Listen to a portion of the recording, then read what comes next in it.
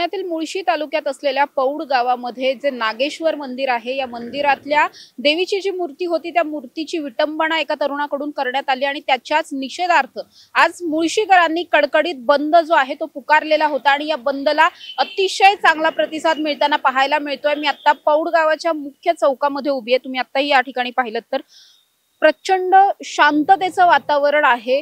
दुकानं बंद आहेत, हॉटेल्स बंद आहेत, सगळ्या प्रकारची दुकानं बंद आहेत। अगदी या संपूर्ण परिसरामध्ये 1 ते 2 फक्त मेडिकल सोडले तर बाकी सगळं काही बंद आहे।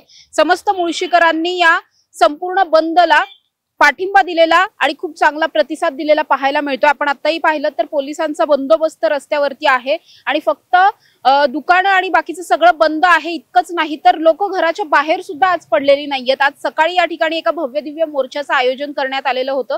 लवळे फाटा ते पौड गावापर्यंत हा मोर्चा होता।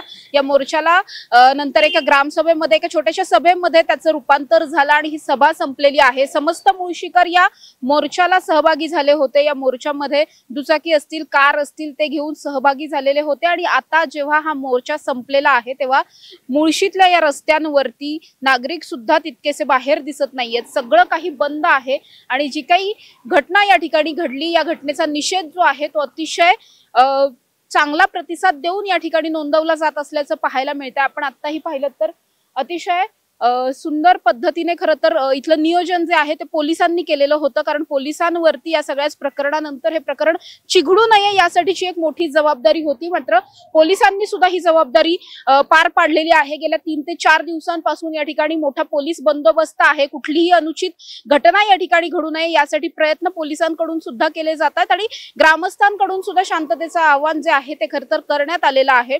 आणि त्याचबरोबर अशा पद्धतीने आजचा जो बंद आहे तो अतिशय चांगल्या रीतीने यशस्वी होताना पाहायला मिळतोय। या प्रकरणातला जो आरोपी आहे त्याला कठोरातली कठोर शिक्षा द्यावी, त्याला जन्मठेप किंवा मग फाशीची शिक्षा द्यावी अशी मागणी इथले ग्रामस्थ करताना पाहायला मिळतात। त्यामुळे आता हा जो बंद आहे या बंदच्या नंतर सगळंच या प्रकरणामध्ये काय होतं हे पाहणं महत्त्वाचं असणार आहे। त्याचबरोबर या आरोपीला नेमकी कोणती शिक्षा होते हे देखील पाहणं तितकंच महत्त्वाचं असणार आहे। कॅमेरा पर्सन निलेश सह समृद्धी जाधव, टॉप न्यूज मराठी, पुणे।